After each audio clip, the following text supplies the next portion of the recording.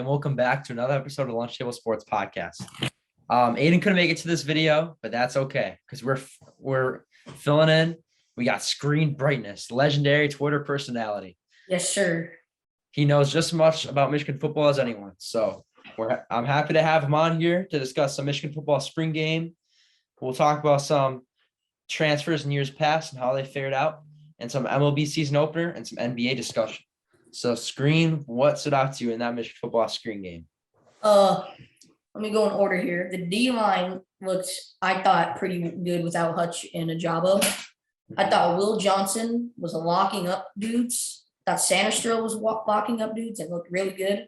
And then overall, the entire secondary looked well and wasn't giving the offense much of anything. Mm-hmm. Corum looked like he was running the ball well. He looked like his ankle was perfectly fine. Yep. And he's ready to go. Donovan Edwards looked really bad, I thought, like rusty. Darius Cummins, I think, is pretty nice. He's going to be good. Mm-hmm. And McNamara, I thought, looked really, like, rusty and stuff. I completely agree with everything you said there. Mike Sainristil, number one headline for Lunch Table Sports. He looked fabulous. I mean, switching from wide receiver to corner is definitely not an easy move in college football. I mean, look at the top guys who did it, though. Trevon Diggs, wide receiver to corner. Richard Sherman, wide receiver to corner. Now, Mike Sainristil, wide receiver to corner. I think he can definitely play a ton this year, maybe even start this year at corner, which I think he definitely is up there with Will Johnson and Jamon Green to compete for that CB2 spot. And, I mean, he was clamping up guys. He clamped up Montreal Anthony, arguably maybe the top receiver on the team, and he clamped him up. He swatted a pass away, which was – probably could have been a better ball, but he still made a play on the ball. And yeah, I was happy to see him play like that. And I also thought the D-line played really good. You had a couple of freshmen playing. George Rooks and Mason Graham both played really good for being freshmen. And also one more thing I want to touch on is Khalil Mullins. Khalil Mullins played really good. Yeah. He only got a couple carries, but he made the most of all of his carries. He's a former 4-star linebacker recruit. And he's got the same story as Hassan Haskins, coming in to be a linebacker, sprinkle in a little bit of running back. Boom, maybe he can be the next power back for Michigan. You never know. Said it perfectly. Mm-hmm. And another surprise was the quarterback that was playing for our freshman quarterback. I can't remember his name. Davis Warren. Davis Warren, yeah. He looks pretty good. He looked better than McNamara, honestly. Yeah. McNamara. Incredible story. Mm-hmm. He's a big-time recruit coming out of high school. I'm not sure 3-star, 4-star, but he was still a recruit coming out of high school. And he got leukemia in high school, which absolutely sucks. Yeah. Put it down on his playing career. Michigan offered him a walk-on spot, and he accepted it, and he's fully recovered. And look what he's doing now. I mean, that's hard not to cheer for a guy like that, like his story. I'm hoping we can redshirt him so we can play him for a couple of years after McCarthy's gone. Yeah, maybe. You never know. You got McCarthy after him. Alex Orgy's another one. Yeah. He's a true freshman. He looked really fast, and he looked like he had a really huge arm. Just with those freshman quarterbacks with big arms, they need to develop some nice touch on the ball, which is why Jaden McCarthy is so good, is because he comes in as a true freshman looking like a fifth-year senior. But yeah, Alex Orgy definitely a good one. I think the QB for Michigan football is going to be good for a while. Hopefully. I don't think we're going to have any more like John O'Corns, Will Spate. You know what I mean? I mean, you would hope so. I think if McCarthy gets the job this year, we'll be right back in where we were last year. I don't know if a McNamara-led Michigan football team can win the Big Ten this year. I think if you give McCarthy the starting job, then you absolutely have a chance to win the Big Ten again, maybe even beat Ohio State again with McCarthy. McCarthy's just that good, in my opinion. McNamara, me and my dad were discussing this the other day. McNamara is a really good backup quarterback.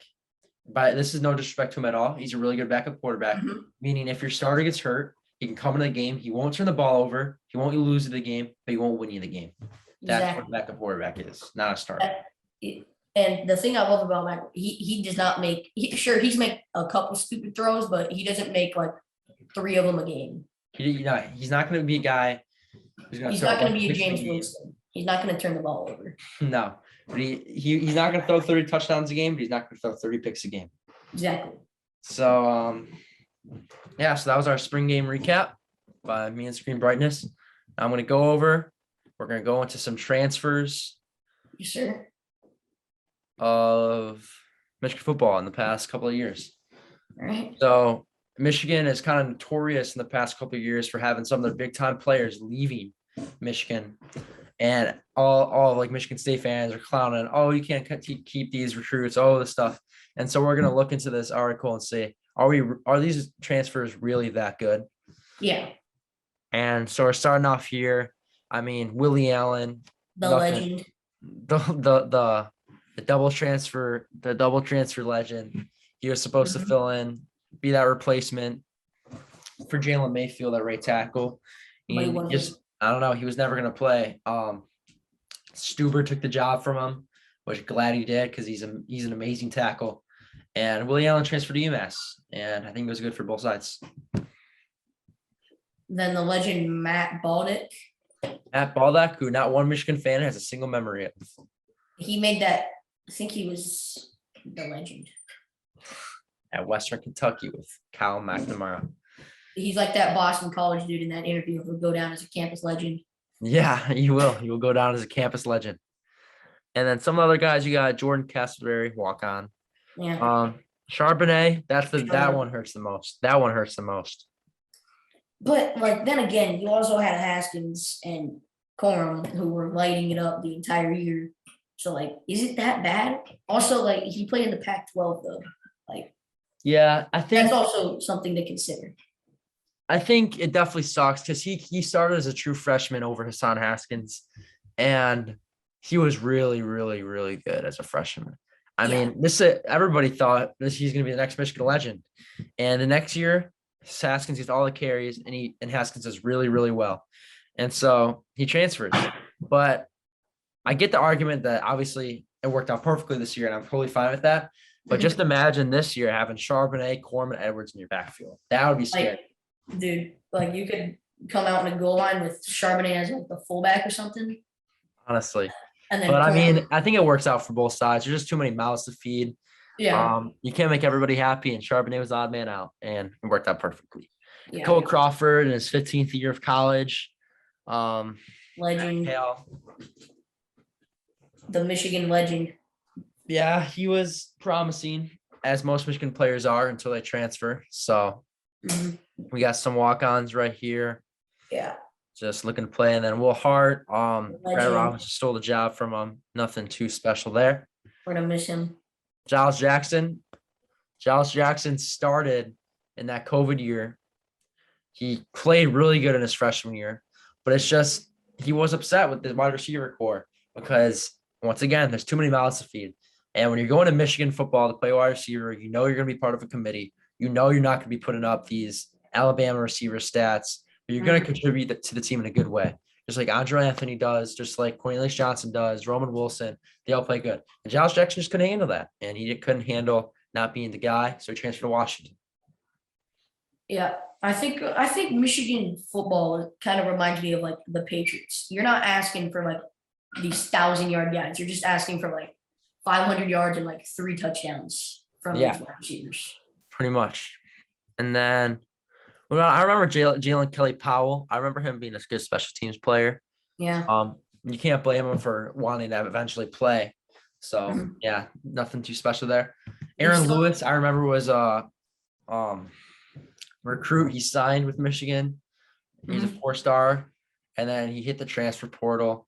See, I just don't understand like how these guys do it. Like they'll sign somewhere completely ready to go, and then 2 weeks later they transfer. It's just like the point of signing a letter of intent is because you want to play football there, and then you don't even play a season there, and you transfer. It's just, I don't know. It says something about the character. I don't understand. And then I remember Oliver Martin too, the white wonder for wide receiver. At Michigan, he transferred to Iowa, then transferred to Nebraska. Big body receiver, but yeah. And then McCaffrey, that's one of the big names on this list. McCaffrey. He's Dylan McCaffrey. You know what I mean? Yeah. I thought he was going to be really good for Michigan, That was one of my freezing cold takes. Is I thought he was going to be Heisman Trophy winner. Um, What? I did. I thought he was going to be the quarterback messiah for Harbaugh. I thought he was going to take us to the promised lands, Really? but that was Cade McNamara. So just like his brother, Joe Milton. Brain dead. Got all the talent in the world, but he doesn't have a talented brain. Dude, watch him have like a 4.5 GPA. No, he's just not smart in the field. Doesn't make good decisions. I know. Brandon Peters. This is another guy who's a freshman. He came in against Rutgers. He led us to victory, and he played really, really good. He was a high-ranked recruit, won Mr. Football in the state of Illinois, and he played really good against Wisconsin. That was the season after the 2016 year, where we lost like every single starter, and we just weren't good. And then Wisconsin was a top team in the country, and we were up there with them. We were about to beat them, and then he gets a concussion. Yeah. And then we have to go back to Channel 4. And then Peters was never the same after that. So he transferred to Illinois. Mm-hmm. Moving on to this list. What were you going to say? He beat Penn State in like quadruple overtime. He did. He did beat Penn State in quadruple overtime. Threw that dime to the running back out of the backfield. That was a thriller. It was a pretty good game. Osman Savage. The legend. If I was going to talk on him, I'd say the same thing I said about Aaron Lewis. Miles Sims, another guy who I was high on coming into Michigan. Yeah. It sucks to never got to work out with him. He was a top guy, and he just wanted to be back home. Mm-hmm. 3 guys right here, all top ranked. I thought these guys were all going to be good, but yeah, this never worked out. It's college football, man. It's college football. But I think 2 to 3 years left is good with them. But the Warriors dynasty is going to pick up right where they left off. You got Jordan Poole, Moses Moody, Kuminga, Wiseman. They are going to carry them to the next level. And I mean, the Warriors are going to be going on and on and on. They're going to be good for a long time. Well, I think Curry signed like a 6-year deal with the Warriors, so they got him for like at least 4. I remember he signed like that $300 million contract extension. That was a couple years ago, but I do remember that. One of the highest paid players in basketball. Absolutely deserves it. Yeah. And if you're gonna pick the finals right now, who you're picking? It's hard to bet against the Phoenix Suns right now. The way they're playing right now. Yeah. But they're the team to beat in the West, and the team to beat in the East is, I think, the Nets. I think a team to beat right now in the East is the Heat. I mean, the Heat are being talked about right now. Like it's like they got Jimmy Butler, Bam, Kyle Lowry, and then shooters galore. And they're shooting one of the best percentages in the NBA right now. And they're the number 1 seed in the East, and that's also true. Not getting talked about enough. And right now, if I were to pick the finals, I'd probably go Suns Heat, and I'd probably have the Suns winning. But can you trust them to beat Giannis in like the second round, maybe? That's the thing. That's the thing. If I were to pick it right now, you're right. You just. I think Suns-Bucks rematch. I think it's gonna be Suns-Bucks rematch, but I think the Suns are gonna win this time. They're gonna get up 3-0 and then blow it. Who? The Suns? Break my heart again. Oh yeah, are you a little bit of a Suns fan? Yeah. Yeah, I can't lie. I was cheering for Giannis big time last year. I wanted Giannis to win a ring. Which sucks he wasn't. But we're gonna transition to our last topic. This upcoming week we got MLB opening day. Yes, sir. Them Tigers are about to be lit. Tigers are gonna have. I think they're gonna have a good year. They might win their division. I don't know if they can beat the White Sox. But the Whites. They just made that trade for AJ Pollock.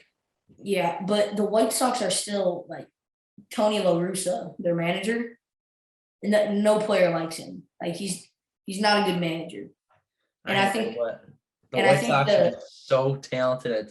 It's just hard to bet against them.